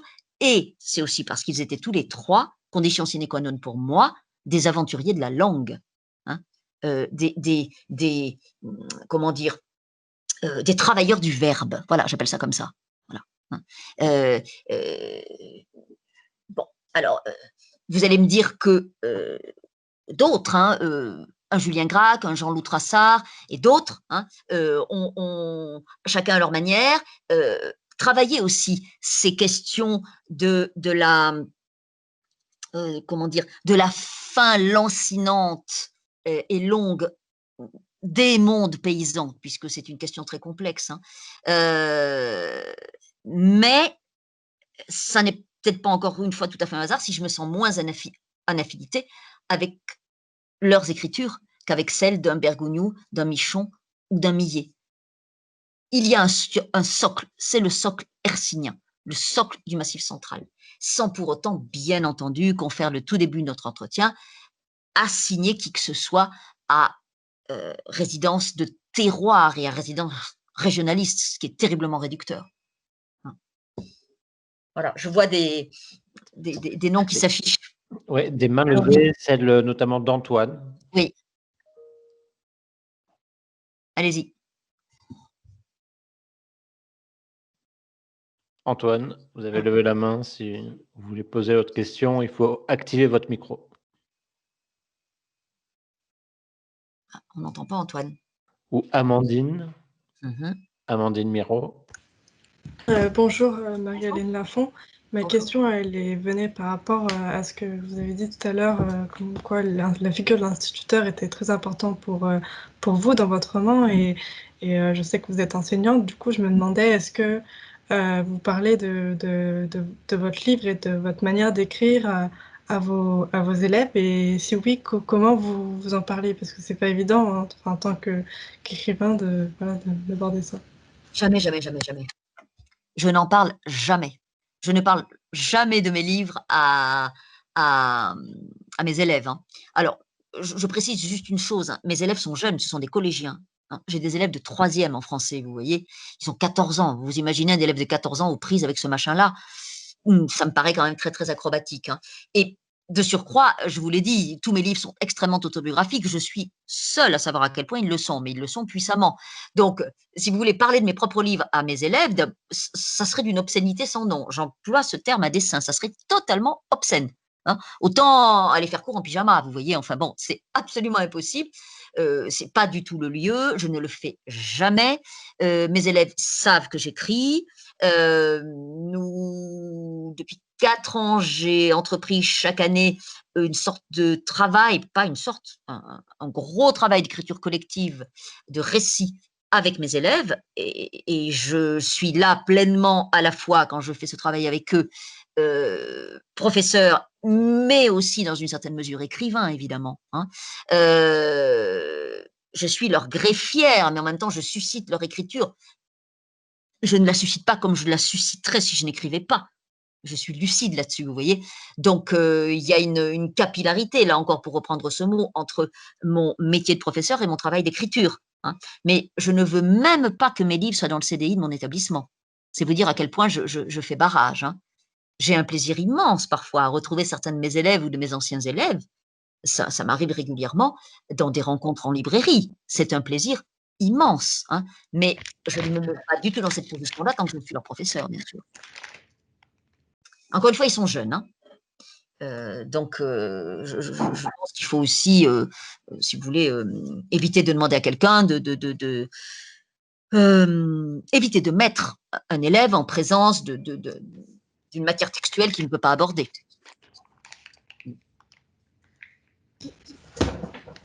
Il y avait Elia, une question, Elia. Oui, bonsoir Marie-Hélène Lafont. Alors, je ne sais pas si ma caméra va fonctionner ou pas, bon, je ne sais pas. J'avais une question, donc j'ai l'impression que votre roman traite beaucoup de la question de l'identité qui se dissipe à la fois par le secret, par les secrets de famille, mais aussi avant tout par la mort.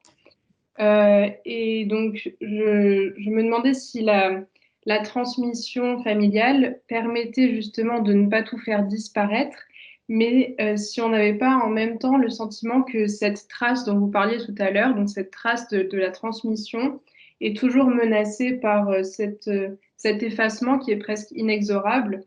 Et si on ne devait pas faire presque un travail d'archéologue pour retrouver cette trace de nos ancêtres, qui est à la fois la trace donc, et l'identité de nos ancêtres, mais aussi notre propre identité, un petit peu comme Antoine à la fin du texte, donc, qui retourne sur les traces de ses ancêtres et dans le cimetière et le caveau familial. Oui, mais, bien sûr. Alors, vous voyez votre question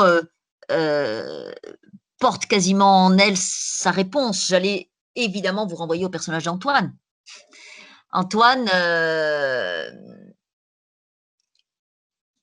qui est lui-même père, et les prénoms de ses enfants mondialisés, puisqu'Antoine est un homme mondialisé, hein, qui vit, a vécu Hong Kong, Vancouver, les États-Unis.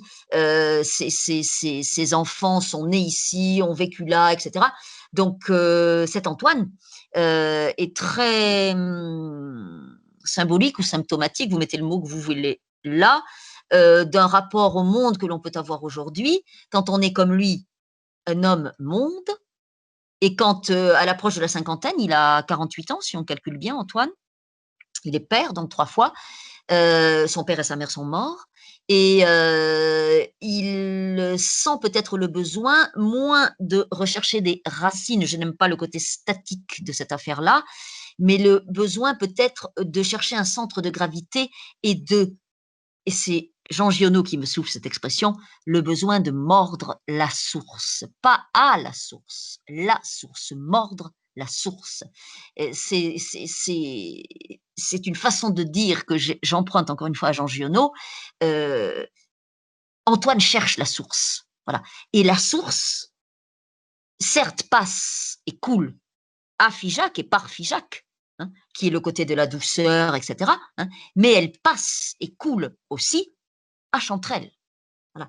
Et cette façon qu'il a de pousser plus loin que son père, parce que son père ne le pouvait pas et lui le peut, de pousser plus loin que son père, si vous voulez, ce jeu de piste en quelque sorte, qui consiste à remonter la piste du père inconnu, cette façon qu'il a s'inscrit évidemment dans un désir de remonter le cours de sa propre rivière intérieure, de trouver la source ou les sources et de les mordre pour savoir quelle est sa place, mieux inventer sa place, vivre mieux tout simplement, vous voyez. Donc j'enfonce des portes ouvertes, je dis des choses très très banales et ordinaires, pardonnez-moi, mais elles sont inscrites dans les vies, nos vies, et d'ailleurs c'est exactement ce que renvoient les lecteurs de ce roman, et des précédents aussi à certains égards, parce que ces motifs-là y étaient déjà présents, hein, mais d'une façon le sont davantage dans celui-ci. C'est la matière même du livre, cette affaire que vous soulevez là, vous voyez, hein. Donc nos identités sont multiples, elles sont plurielles, elles sont indécises, elles sont changeantes, elles sont traversées de fulgurances et empêcher nos identités. Et on avance sur la piste de soi-même à tâtons le plus souvent. C'est ce que fait Antoine. Et il vit dans cet après-midi de Chanterelle, dans ces quelques heures de Chanterelle, un moment de fulgurance en quelque sorte, où il a le sentiment de tracer les contours de ses propres origines comme il ne l'avait jamais fait jusqu'à présent. Et il sent que c'est un aiguillage fondamental dans sa vie, que c'est un moment très précieux. Et je crois que c'était très important pour moi de finir le livre à cet endroit-là. C'est un cimetière, donc c'est un lieu de mort, mais c'est aussi un lieu de naissance et de renaissance. C'est un lieu source, un lieu ressource. Pourquoi? parce que quelque chose s'y inscrit, quelque chose s'y écrit. Inscrire, écrire, encore une fois, c'est la même famille, c'est une histoire de famille.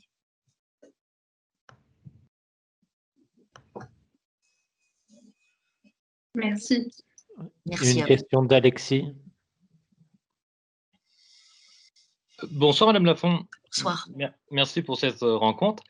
Par rapport à votre esthétique, le fait d'écrire de courtes phrases, de les construire de manière concise pour être plus proche du récit du réel, est-ce un chemin qui permet de mettre une puissance poétique sur les choses simples de la vie, sur des éléments du quotidien d'une famille? Et à cela, je trouve votre écriture très intéressante dans le sens de mettre de la poésie sur le vide, sur l'absence et notamment sur le silence, pour un voyage s'étendant sur un siècle et pourtant si court. Alors, vous posez la question du rythme de la phrase. Hein, Oui. et vous avez vu à quel point la question du rythme de la phrase est très, très essentielle puisqu'elle relève de la question de la tension. Voilà. Et de la dynamique de la phrase, de la façon dont la phrase pousse son étrave dans le monde. Et la façon dont la phrase pousse son étrave dans le monde, c'est aussi la façon dont la phrase incarne. Écrire, c'est donner chair. Incarner, c'est donner chair. C'est faire exister des moments très, très enfouis et enfuis à l'autre bout d'un autre siècle, le XXe, qui fut terrible et très grand. C'est donner chair et incarner un matin de printemps, le froid aux pieds de Paul Lachalme dans sa salle d'études, la chaleur cuisante sur les mollets d'André Léoty, 10 ans, planté sous le platane devant le portail rue Bergandine à Figeac. Enfin, il faut incarner tout ça, il faut donner chair à tout ça. Et pour tenter de le faire de la manière la plus juste et la plus fulgurante possible, je n'ai d'autre recours, moi, et d'autres matériaux, encore une fois, que la langue, et le juste mot à la juste place, et le juste rythme de la phrase. Donc, elle peut être courte, en effet, et cinglante. Elle peut être parfois beaucoup plus longue. Il m'arrive de repousser le point pour donner à la phrase l'ampleur d'un phrasé et une respiration plus ample. Et c'est dans l'alternance probablement de ces rythmes différents que la dynamique d'ensemble s'invente, la dynamique de l'ensemble du texte, qui va porter le lecteur sans qu'il en ait forcément conscience, d'un bout à l'autre de cette très brève saga familiale, parce que vous avez raison de dire que c'est bref. Hein. On a 100 ans, on a 2 nébuleuses familiales et on n'a pas 200 pages. Hein. Donc, il faut qu'il y ait du rythme, forcément. Sinon, on va s'enliser. Hein. Il y a quelque chose qui relève, entre guillemets, d'une sorte de prouesse technique là-dedans aussi.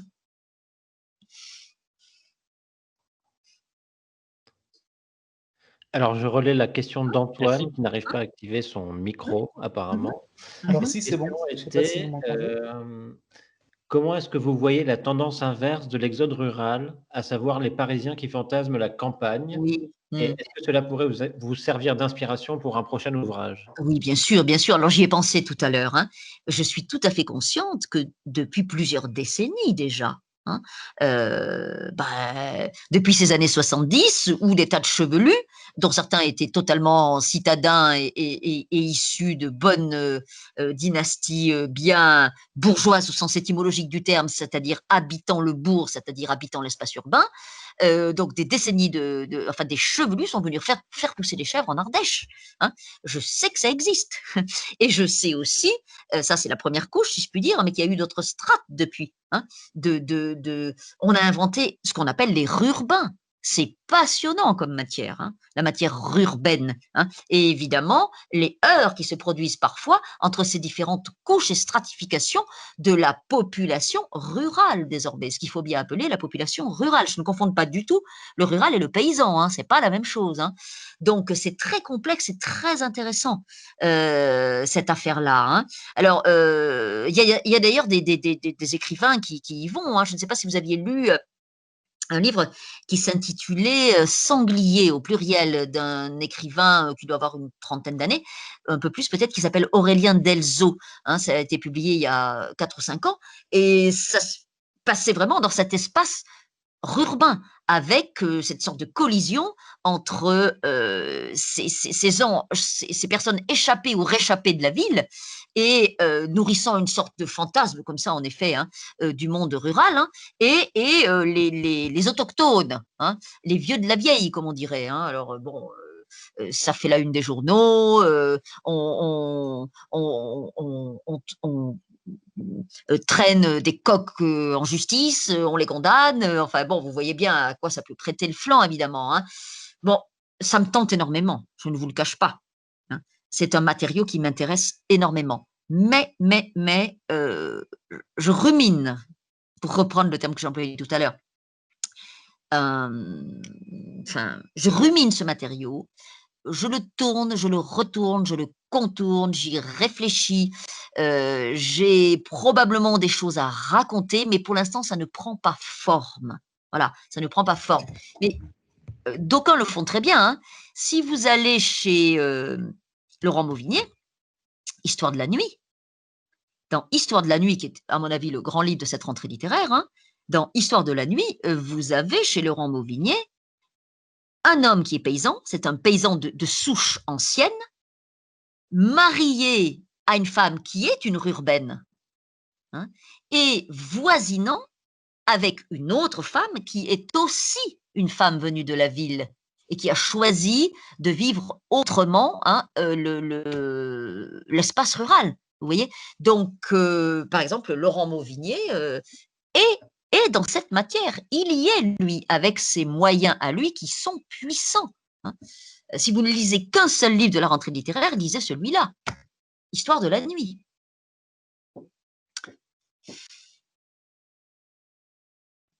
Un seul livre, outre les 5 que vous avez déjà lus. Pardonnez-moi, jeunes gens. Vous m'ôtez les mots de la bouche, Marie-Hélène. Il n'en fait pas partie, hein, Histoire de la nuit, je crois, de la sélection. Hein. Non, hein, je crois pas, hein. Non. En même temps, il fait 900 pages, hein, je crois. Hein. Non. Attendez, il fait Histoire de la nuit, il fait même pas 600 pages et on le lit, on peut plus s'arrêter. On peut plus s'arrêter. Jeunes gens, quand vous aurez terminé la lecture des livres du prix France Culture Télérama et que vous aurez voté, etc., croyez-moi, pour Noël, faites-vous offrir Histoire de la nuit.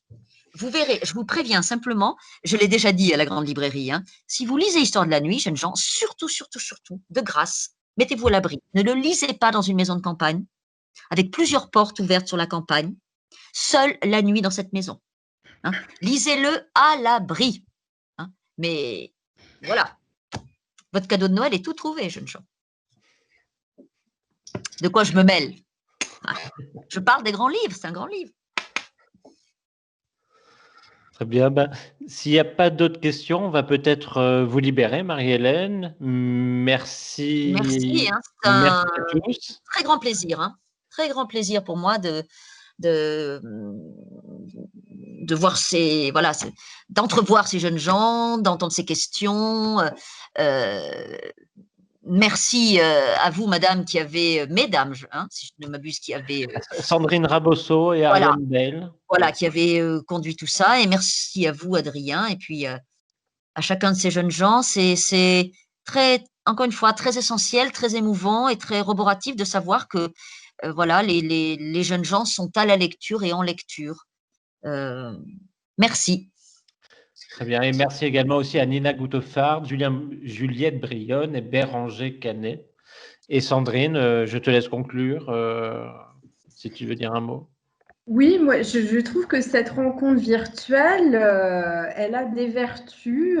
Je me sens en proximité avec Marie-Hélène Lafont et je pense que c'est réciproque. Il y a une intimité, une sorte de salon littéraire qui s'est créé avec cette centaine d'étudiants et vous, Marie-Hélène Lafont, et vous avez pris le temps de bien nous expliquer votre métier d'écrivain, ce qui vous avait tenu en haleine et qui tenait aussi à à cœur dans l'écriture d'Histoire du Fils. Et je vous en remercie d'avoir passé plus de 2 heures à nous expliquer tout cela.